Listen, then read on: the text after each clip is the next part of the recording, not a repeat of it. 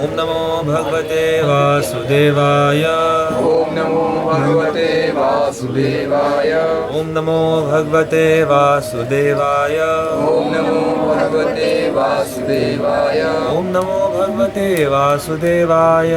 ओम नमो भगवते वासुदेवाय। नारायणं नमस्कृत्यं नारायणं नमस्कृत्यं नरं चैव नरोत्तमं नरं चैव नरोत्तमं देवीं सरस्वतीं व्यासं देवीं सरस्वती व्यासं ततो जयमुदीरये। ततो जयमुदीरये। नष्टप्रायेषु अभद्रेषु नष्टप्रायेषु अभद्रेषु नित्यं भागवत सेवया नित्यं भागवत सेवया भगवती उत्तम श्लोके भगवती उत्तम श्लोके भक्तिर्भवती नैष्टिकी। भक्तिर्भवति नैष्टिकी। ग्रंथराज और भागवतम की जय। कहाँ से पढ़ना दो श्लोक ऊपर। ऋगुम बबंध बंदी बना लिया। मणिमान ने वीरभद्र ने प्रजापति दक्ष को चंडेश ने पूषा को देवता भग नंदीश्वर ने अग्रही बंदी बना लिया। ऋगुम्ब बंधं मणिमान वीरभद्र प्रजापतिं चंडेशः भूषणं देवं भगं नंदीश्वरो ग्रही। शिव के एक अनुचर मणिमान ने भृगु मुनि को बंदी बना लिया तथा श्याम असुर वीरभद्र ने प्रजापति दक्ष को पकड़ लिया। एक अन्य अनुचर चंडेश ने पूषा को तथा नंदीश्वर ने भग देवता को बंदी बना लिया। सभी एव निश्चय ही ऋत्विजः पुरोहित दृष्ट्वा कर सदस्याः यज्ञ में एकत्र सभी सदस्य सदिवौकसः देवताओं सहित तह उन अर्ध्यमानः विचलित होकर सुभृशं अत्यधिक ग्रावभिः पत्थरों से न एक था विभिन्न दिशाओं में अंतरवन तितर बितर हुए। सर्व एव ऋत्विजो दृष्ट्वा सदस्या सदिवौकसः दैर्घ्यमाना सुभृशं ग्रावभिर्नैकधात्रवन्। लगातार पत्थरों की वर्षा के कारण समस्त पुरोहित तथा यज्ञ में एकत्र अन्य सदस्य घोर संकट में पड़ गए। अपने प्राणों के भय से वे चारों ओर तितर बितर हो गए। जुह्वतः हवन करते हुए श्रुवहस्तस्य हाथ में श्रुवा लिए श्मश्रूणी मूछ भगवान समस्त ऐश्वर्यों के स्वामी हवः वीरभद्र भृगु मुनि की लुलुंचे नोच ली सदसी हरि सभा में। यह जो हंसा था श्मश्रु मूछ दर्शयन दिखाते हुए जुह्वत श्रुवहस्तस्य श्मश्रूणि भगवान् भवः ऋगोर्लुलुञ्चे सदसि यो हसच्छमश्रुदर्शयन्। वीरभद्र ने अपने हाथों से अग्नि में आहुति डालते हुए भृगु मुनि की मूंछ नोच ली। जिस मूछ को दिखाकर वो भगवान शिव पर जब कटाक्ष हो रहा था तब हंस रहे।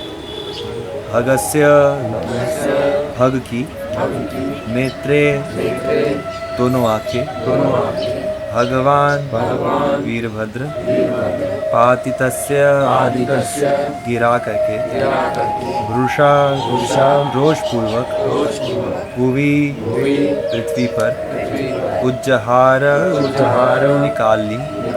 सदस्थः विश्वश्री की सभा में स्थित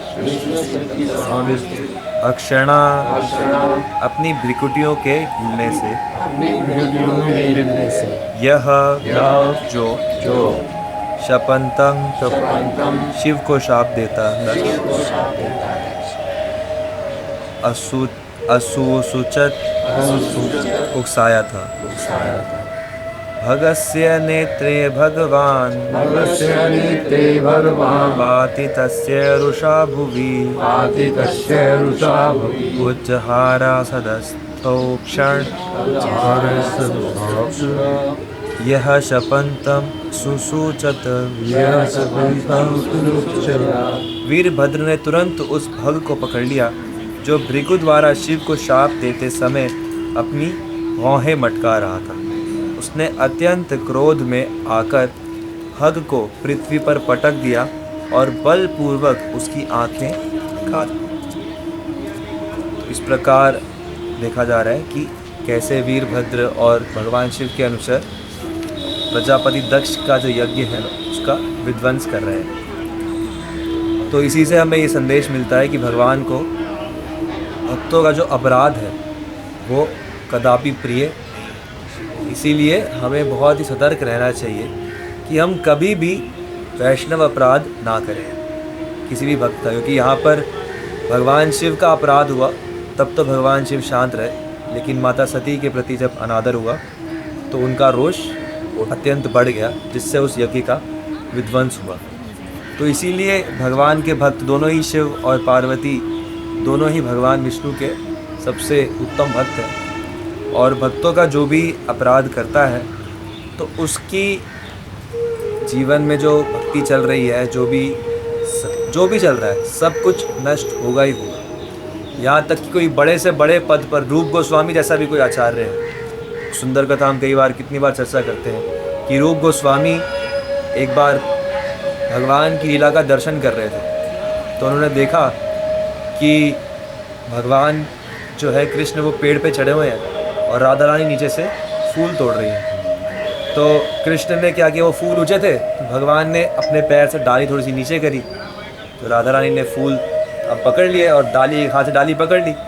उन्होंने देखा नहीं था ये कृष्ण पर, वो छुप के अब धीरे से भगवान ने पैर उठा लिया तो डाली ऊपर हो गई और राधा रानी ऐसे पेड़ पे लटक गई। तो ये देखते हुए लीला रूप गोस्वामी को हंसी आ गई। अब वो आंखें बंद हैं, उनकी ध्यान में हंस रहे हैं, लेकिन सामने से एक वैष्णव जा रहे थे और उन वैष्णव का क्या था कि थोड़े से वो कुबड़े थे, शरीर थोड़ा उनका टेढ़ा था। तो उनको एकदम से लगा कि ये कैसे अचानक मेरे शरीर के ऊपर हंस रहे हैं। तो उस कारण से उनकी तभी की तभी वो जो लीला दर्शन हो रहे थे वो रुक गए। तो वो बड़े परेशान हुए, अपने बड़े भैया सनातन गोस्वामी के पास जाके पूछा क्या हुआ, क्यों ऐसा क्यों हुआ है। तो उन्होंने बोला ज़रूर कोई वैष्णव अपराध हुआ है, लेकिन मैंने तो कुछ किया नहीं, पता अनजाने में हुआ है, कैसे पता लगेगा किसके प्रति हुआ है, क्या करें। कहते हैं सभी वैष्णवों को प्रसादम पे निमंत्रण दो, सभी के लिए व्यवस्था करो, और जो नहीं आए समझो कि वो नाराज़ है। तो रूप गोस्वामी ने ऐसा किया कि सबको पूरे ब्रज में सभी भक्तों के पास जा के उनको बुलाया। लेकिन अब सनातन गोस्वामी देख रहे थे कौन कौन आया कौन कौन नहीं आया। तो जब पूरा जो उत्सव था निपट गया, सब हो गया, तो उन्होंने बोला कि एक वो वैष्णव नहीं है। तो फिर वो दोनों उनके घर गए, उससे बात की, क्षमा मांगी, उससे चर्चा की।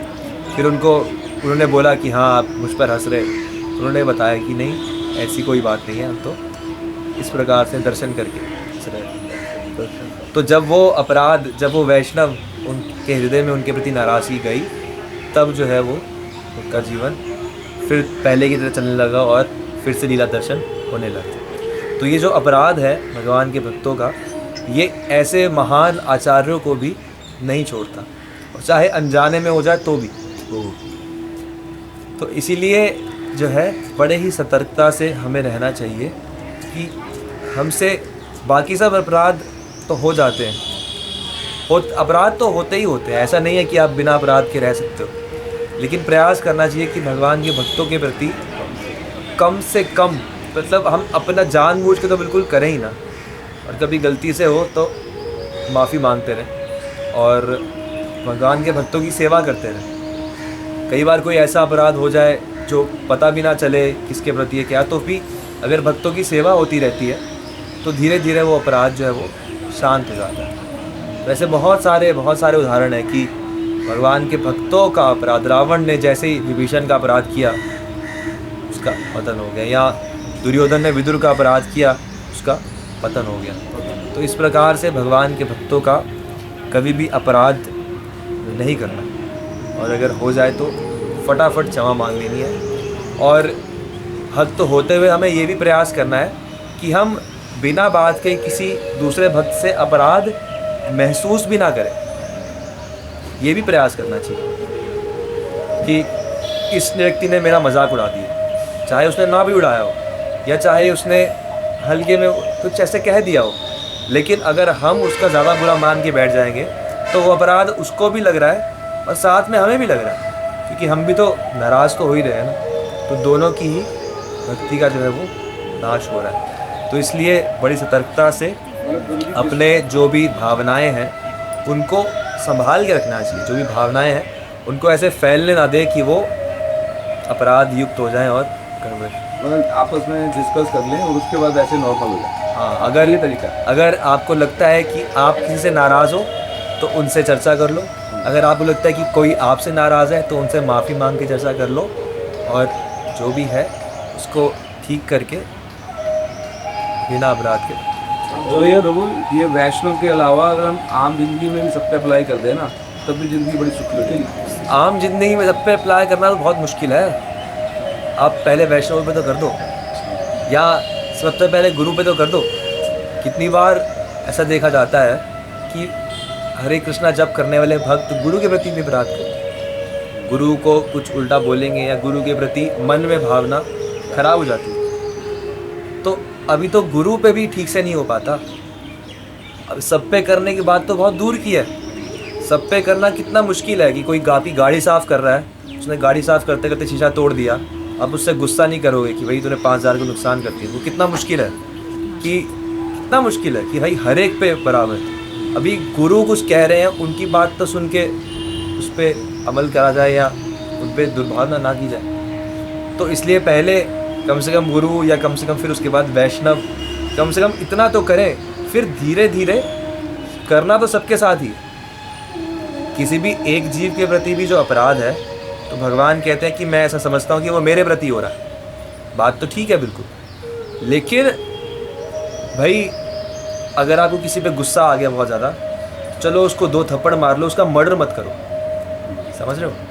अगर मर्डर करोगे तो मर्डर ज़्यादा बड़ा अपराध है, थप्पड़ मारना थोड़ा छोटा अपराध है। तो ऐसे ही अभी कम से कम भक्तों के बीच में तो ये हम भावना लेके आए कि हाँ भाई, भक्तों को ना नाराज़ करना है ना नाराज़ होना है। ये होने लग जाए फिर परिवार, फिर बाकी हर जगह करते करते उस पर कर सकते। करना तो अल्टीमेटली तो सभी के साथ करना है, सभी में भगवान की परिस्थिति का अनुभव करके सभी को सम्मान करना है। मंदिर में तो कई बार बहुत चर्चा भी हो जाती है और आपस में करनी भी पड़ती है। मैंने जिस तरह की इच्छा आपसे करी थी यहाँ पर चर्चा, फिर भी इस तरह के काम हुए, तो ये भी अपराधों में गिने जाते हैं क्या? वही बात है ना कि जब व्यक्ति मैनेजमेंट में होता है या गुरु की स्थिति, गुरु के पद पे होता है, तो उसको कई बार ऐसी चर्चाएं करनी पड़ती हैं, और उसको ये बहुत ध्यान रखना चाहिए कि वो ये चर्चा करते हुए अपने मन को अपराध युक्त भावना से बचा के रखे। वो ये समझे कि ये जो चर्चा हो रही है ये दोष की चर्चा हो रही है, दोषी की चर्चा नहीं हो रही है। यानी कि भाई आमुक व्यक्ति ने मंदिर में गड़बड़ किया फॉर एग्जाम्पल, तो आमुक व्यक्ति की बात नहीं हो रही है, मंदिर में गड़बड़ की बात हो रही है कि इस प्रकार की गड़बड़ नहीं होनी चाहिए। अब आमुक व्यक्ति सिर्फ एक ज़रिया या इंस्ट्रूमेंट है, उस पे हमारी कोई दुर्भावना नहीं है। ऐसी भावना हृदय में रखनी चाहिए कि हाँ, ये गड़बड़ की बात हो रही है, दोष की। तुलसीदास जी भी ऐसे ही कहते हैं। रामचरितमानस जब शुरू करते हैं तो शुरू में गुण दोष की चर्चा करते हैं, फिर उसके बाद यही कहते हैं कि ये गुण दोष बस इसलिए चर्चा की कि हमारे अंदर ये दोष ना आए और हमारे अंदर ये गुण जो है वो विकसित हो। तो इस भावना से कई बार गुरु के पद पे रहते हुए या मैनेजमेंट में होते हुए कई बार ये करनी पड़ती है। इसमें बहुत सतर्क रहना चाहिए। इसीलिए हर एक व्यक्ति मैनेजमेंट में या गुरु बनने के योग्य नहीं है, हर एक व्यक्ति मैनेज करने के योग्य नहीं है। जब कोई ऐसा मैनेजर आ जाता है जो उस मानसिक स्तर पे नहीं है, तभी ऐसी गड़बड़। पता नहीं जी, मतलब किसने संभलवाया, किसी ने क्या करे, हम तो खैर इससे जो पढ़ते नहीं। तो ये मैनेजमेंट पूरी संभलवाना भी कोई ऐसे आदमी मुश्किल है। अच्छा नहीं इसीलिए लगता कि वो इसीलिए कई बार देखा जाता है जो भक्ति में ज़्यादा घुसना चाहते हैं वो मैनेजमेंट से अलग हो जाते हैं कि भाई हम बस भक्ति कर रहे हैं, मैनेजमेंट नहीं कर सकते। लेकिन मैनेजमेंट भी संस्था की सेवा है, लेकिन वो तो करना पड़ेगा जी, कोई तो आना लेकर आना पड़ेगा वही है उसको, कि जिसका भी करनी पड़ती है, जिसका वैसा मानसिक स्तर है जो अच्छे से मैनेज कर सके उसे करवाना चाहिए। ऐसा नहीं कि वो इस डर के कारण छोड़ दे कि ये भी आवश्यक है। ओ दयाले ताई चैतन्य बोले नाचे अमर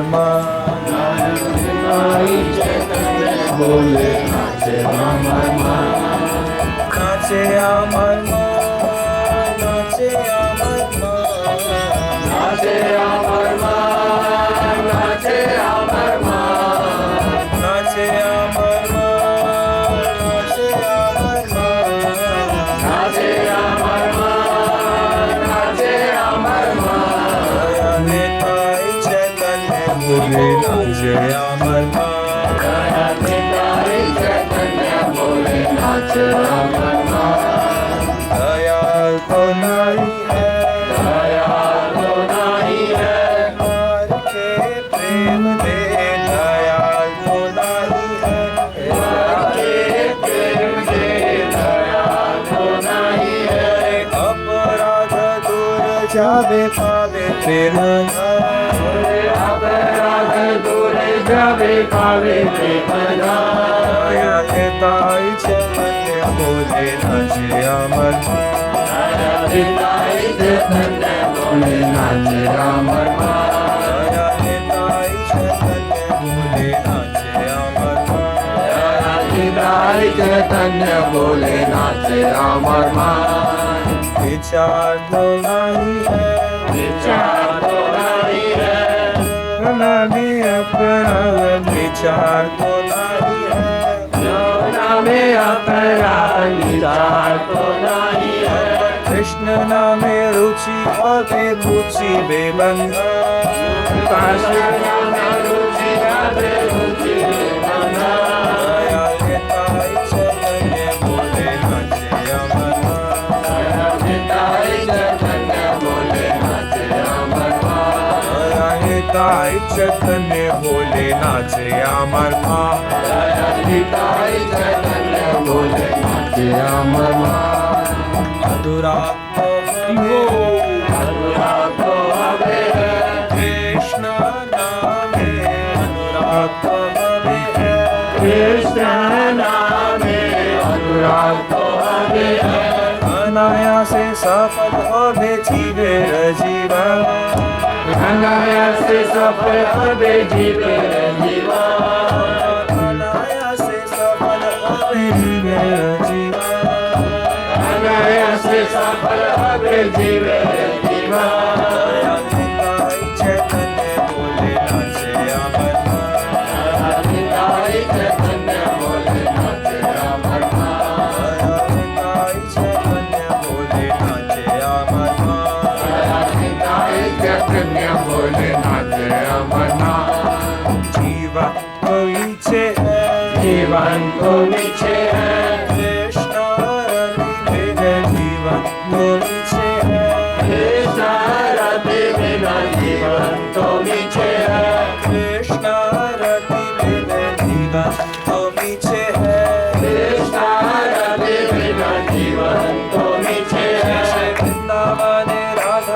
में पावे दर्शन वृंदावन राधा श्याम पावे दर्शन जैसे वृंदावन राधा श्याम पावे दर्शन वृंदावन राधा श्याम पावे दर्शन निताई चैतन्य बोले नाचे रमना चैतन्य बोले नाचे रमना निताई चैतन्य बोले नाचे रमना गौर के पहले है गौर के पहले है